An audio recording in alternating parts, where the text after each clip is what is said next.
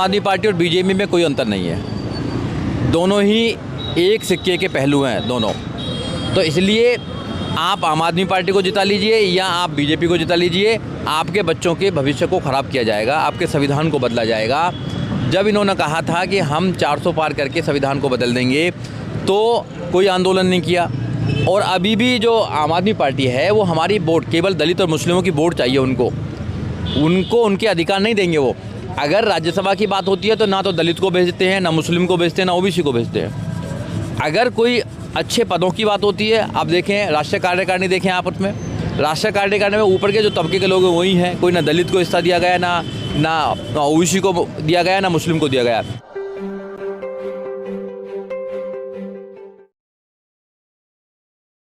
दिल्ली विधानसभा चुनाव में हम दिल्ली के अलग अलग इलाकों में घूमकर ज़मीनी हालातों का जायज़ा ले रहे हैं। बसपा के प्रत्याशियों से तो बातचीत कर रहे हैं क्योंकि टीवी का मीडिया केवल आप और भाजपा को दिखा रहा है। साथ ही ज़मीन पर जो दलित मुस्लिम समाज की जो बस्तियां हैं, जो झुग्गी झोपड़ी कॉलोनीज़ हैं, जो जैसे क्लस्टर हैं, वहाँ क्या स्थिति है उसका भी जायज़ा लेकर आप तक पहुँचा रहे हैं। मेरे साथ इस वक्त सुजीत सम्राट जी हैं, जाने माने नाम हैं और बसपा के प्रभारी हैं दिल्ली में। एक पूरी जोन को देख रहे हैं। सर, कौन कौन सी विधानसभाएँ देख रहे हैं आप? देखिए, बहन जी ने 9 अक्टूबर को जोन बनाए थे दिल्ली के अंदर 5, तो जोन नंबर 4 में 12 विधानसभाएं उनको मैं देख रहा हूँ। साउथ दिल्ली की 5 विधानसभा में देख रहा हूँ। जैसे कालकाजी है, तुगलकाबाद है, अंबेडकर नगर है, देवली है, ये संगम विहार है, ये 5 यहाँ पे और 5 नई दिल्ली की हैं और 2 हैं उधर आपका उत्तम नगर है और एक रजौरी गार्डन है। तो ये मैं 12 विधानसभा। क्या ग्राउंड पे स्थितियां हैं? केजरीवाल साहब बहुत बड़े दावे कर रहे हैं, फ्री दे रहे हैं और बीजेपी भी अब फ्री की दौड़ में लग गई है।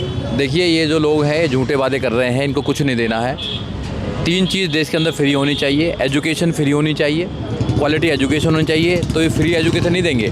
जब हमारी सरकार थी 2007 से लेकर 2012 तक बहन कुमारी मायावती के उत्तर प्रदेश के अंदर, तो बहन कुमारी मायावती ने 0 बैलेंस पर एडमिशन कराने का काम किया और फ्री एजुकेशन देने का काम किया। क्योंकि किसी बच्चे को आप फ्री एजुकेशन देंगे तो वो अच्छा नागरिक बनेगा और फिर रोज़गार के भी चांस होंगे। अगर किसी को आप रोज़गारी आप एजुकेशन नहीं देंगे तो रोज़गार कहाँ से मिलेगा?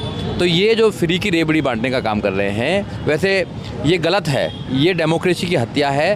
केवल एजुकेशन, स्वास्थ्य और न्यायालय जो है, न्याय व्यवस्था जो है वो फ्री होनी चाहिए देश के अंदर, बाकी नहीं होना चाहिए। 2100 रुपये महिलाओं को दे रहे हैं वो तो नहीं, महिलाओं को सुरक्षा देना, महिलाओं को सुरक्षा देंगे। जब चुनाव जीत जाएंगे तब देंगे। वो ये लुभावने वादे हैं और कुछ नहीं है। ये केवल वोट को खरीदना चाह रहे हैं। दिल्ली की जनता इतनी समझदार है कि वो जानती है कि किसको वोट देनी है, किसको वोट नहीं देनी है। केजरीवाल जी खुद कहते हैं कि मैंने जो वादे किए थे मैं उनको पूरा नहीं कर पाया। उन्होंने कहा था कि मैं पीने का पानी दे दूंगा सबको। आज भी साउथ दिल्ली में अभी हम चलेंगे, अब दिखाएंगे आपको, आज भी यहाँ टैंकरों से पानी आता है। पानी के लिए बेहाल है दिल्ली। जिस देश के अंदर नदियाँ हैं, गंगा है, सरस्वती है, हज़ारों नदियाँ हैं मीठे पानी की, इंडिया के अंदर सबसे ज़्यादा मीठा पानी है, और वहाँ देश की राजधानी में लोगों के पास पानी पीने के लिए नहीं है। तो ये जो सियासीदार लोग बैठे हैं ये झूठे वादे करते हैं। पॉल्यूशन बहुत ज़्यादा है दिल्ली के अंदर, और जो करप्शन फ्री दिल्ली करने के लिए आए थे, देश को करप्शन फ्री करने के लिए आए थे, वो दिल्ली में ही करप्शन के केस में अंदर जेल में गए हैं। तो ये लोग झूठे वादे करते हैं। केवल झूठे वादे करके ही ये लोगों को अपनी तरफ करना चाहते हैं। हम लोगों के आपके चैनल के माध्यम से भी वैसे घर घर जाकर हमारे कैंडिडेट ये कह रहे हैं कि अब की बार बहुजन समाज पार्टी, आपने बार बार सबको देखा, बीजेपी को देखा, आम आदमी पार्टी को देखा, कांग्रेस को देखा, दिल्ली बेहाल है। एक बार बहुजन समाज पार्टी को देखिए, दिल्ली में बहुजन समाज पार्टी की सरकार बनाइए, दिल्ली के जो बहुजन समाज पार्टी के कैंडिडेट उनको मजबूत कीजिए, फिर देखिए दिल्ली के अंदर कैसी एक क्रांति आएगी, दिल्ली के अंदर सब काम होगा।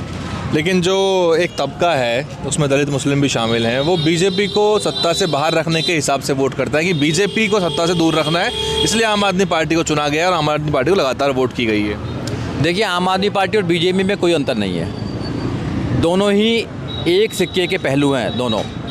तो इसलिए आप आम आदमी पार्टी को जिता लीजिए या आप बीजेपी को जिता लीजिए, आपके बच्चों के भविष्य को ख़राब किया जाएगा, आपके संविधान को बदला जाएगा। जब इन्होंने कहा था कि हम 400 पार करके संविधान को बदल देंगे तो कोई आंदोलन नहीं किया।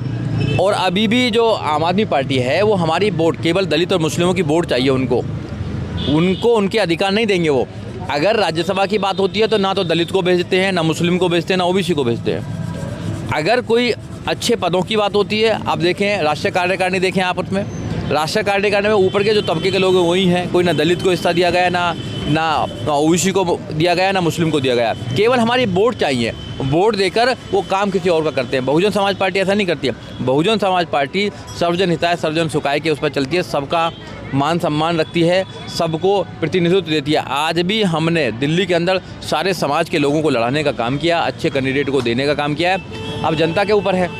जनता 10 साल में केजरीवाल ने कहा था कि इसको मैं सिंगापुर बना दूंगा, एजुकेशन को कहाँ से कहाँ पहुँचा दूंगा। आज भी उनके मिनिस्टर जो मनीष सिसोदिया हैं, उनका बेटा अभी कनाडा में पढ़ने जा रहा है। जब वहाँ से विदेश से लोग यहाँ पढ़ने आएंगे तो तुम्हारा बेटा कैसे जा रहे हैं पढ़ने के लिए, बताइए आप।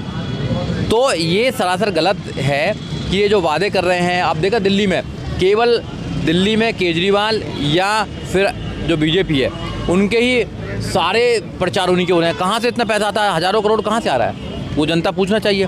जो आम आदमी थे, जो कहते थे मैं आम आदमी की तरह रहूँगा, ना बड़ा घर लूँगा, शीश महल बनवा लिया उन्होंने। वो कहते थे कि भैया मैं आम आदमी हूँ ना, सिक्योरिटी लूँगा, 2-2 स्टेट की सिक्योरिटी लेकर चलते हैं। पर्दे भी ऐसे ऐसे 15-15 लाख के पर्दे बनाए हैं। तो आप जनता पूछती क्यों नहीं है, आप कहाँ, हम तो आम आदमी के। मेरा यही सवाल है आखिर में कि क्या जो दलित समाज है वो ये सब देख पाया है, क्योंकि कई सरकारें उनकी आ गई, चुनाव दर चुनाव उनको वोट मिला, यहाँ तक कि नगर निगम भी वो जीत गए। और जब एससी मेयर बनाना था तो उसमें भी बहुत समय लग गया, अब जाके वो एससी मेयर बना पाए, जबकि उसका कार्यकाल अप्रैल में ख़त्म हो गया था।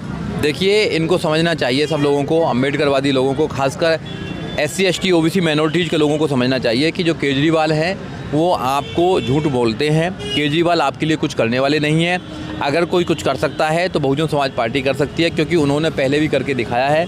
बहुजन समाज पार्टी देश के संविधान को बचाना चाहती है, देश के संविधान में जो अधिकार है उनको देना चाहती है, प्रत्येक व्यक्ति को एजुकेशन देना चाहती है, रोजगार देना चाहती है और भाईचारे के साथ इस देश में रहना चाहती है। इनको अच्छा लगता है जब हिंदू मुसलमान देश के अंदर होता है, मुस्लिमों पर कोई अत्याचार होता है तो केजरीवाल जी कोई आवाज़ नहीं उठाते हैं। शाहीन बाग हुआ, शाहीन बाग तक देखने के लिए नहीं आए। आप उत्तर प्रदेश में ले लीजिए, उत्तर प्रदेश में जो मुस्लिम समाज के लोग जिनको वोट देते हैं, अखिलेश यादव, आजम खान जेल में है, आज तक कोई आंदोलन नहीं किया है। तो ये लोगों को केवल दलित मुस्लिम की वोट चाहिए। समर्थन किया केजरीवाल जी को, हाँ, समर्थन किया बिल्कुल। तो उनको केवल वोट चाहिए। हमारे अधिकारों से कोई सरोकार नहीं है। हमारे लोगों को समझना चाहिए कि कौन हारेगा कौन जीतेगा इसके चक्कर में नहीं पड़ना चाहिए। हम कब जीतेंगे, हमारी बहुजन समाज पार्टी जो बाबा साहब डॉक्टर अम्बेडकर के सिद्धांतों पर चलती है, मानवर काशीराम साहब की बनी हुई पार्टी है, जो महापुरुषों की बनी हुई पार्टी है, जो इस देश में समता, स्वतंत्रता, न्याय, बंधुता पर आधारित है, जो इस देश में संविधान को लागू करना चाहती है, उस पार्टी को जिताइए, उस पार्टी को मजबूत कीजिए। अगर आप पार्टी को मजबूत करेंगे तो आपकी कहीं मान सम्मान होगा। पार्टी को ख़त्म कर देंगे, पार्टी को मजबूत नहीं करेंगे तो आपका कोई सम्मान नहीं है, कहीं भी चले जाना। बहुत शुक्रिया। सुजीत सम्राट बता रहे थे कि इस तरह से जो दलित और मुस्लिम समाज है उसको जो द्विपक्षीय राजनीति टीवी का मीडिया बनाने का प्रयास कर रहा है उससे बाहर निकलना चाहिए। और बहुत से मामले भी हैं जिसमें केजरीवाल साहब के ऊपर सवालिया निशान खड़े होते हैं, चाहे वो ताहिर वाला मामला हो जिसमें पार्टी ने एक तरह से अपने पार्षद का साथ छोड़ दिया था, साथ ही मरकज़ का मामला आपको याद होना चाहिए जब मरकज़ में अलग से गिनती करे कोविड के पेशेंट बताए गए। CA NRC के मुद्दे पे भी केजरीवाल साहब कभी भी साथ खड़े नज़र नहीं आए। तो इन सब मुद्दों के मद्देनज़र शायद मुस्लिम समाज जो है वो कुछ भांप पा रहा होगा। वहीं दलित समाज जो है उसके साथ भी बहुत छल हुआ, चाहे संविदा की नौकरियों की बात हो, चाहे जो आरक्षण है उसको लागू नहीं किया गया दिल्ली में, और समाज कल्याण मंत्रालय के अलावा कोई मंत्रालय नहीं। और जब राज्यसभा में भेजने की बारी आती है केजरीवाल साहब की, दिल्ली से भी और पंजाब से भी, तब भी उनको दलित, मुस्लिम और पिछड़े वर्ग के नेता याद नहीं आए। उन्होंने गिने चुने जाति समुदाय के लोगों को ही राज्यसभा भेजा। इन सब चीज़ों के मद्देनज़र क्या इस बार का दलित समाज कुछ नए पैटर्न पे वोट करने वाला है, ये देखना बहुत रोचक रहेगा। 8 तारीख को पता लग जाएगा। दिल्ली की क्या स्थिति है हम घूम घूम के आपको दिखा रहे हैं, और यहाँ तक कि जो बहुजन समाज पार्टी के प्रत्याशी हैं उनसे आपको लगातार रूबरू करा रहे हैं। बने रहिए हमारे चैनल पे। DNN हिंदी को सब्सक्राइब करने के लिए दबाएं लाल रंग का सब्सक्राइब बटन और घंटी का बटन दबाकर ऑल नोटिफिकेशंस पर क्लिक करें। चैनल को जिंदा रखने के लिए नीले रंग का ज्वाइन बटन दबाकर चैनल को आर्थिक सहयोग करें।